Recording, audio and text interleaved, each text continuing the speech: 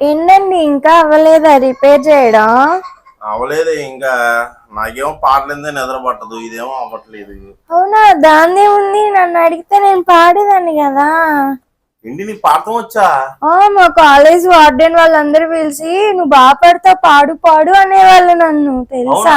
అయితే పాడు పాడు కూర్చోదా, కూర్చొని పాడు. పాడు గజాల. ఓకే. నాకు సిగ్గేస్తుంది. నేనేం చేయనే? అటు తిరగండి. నామూ సిగ్గెందుకే? నా సిగ్గేస్తుంది, అటు తిరగండి. సరే గజాల పాడు.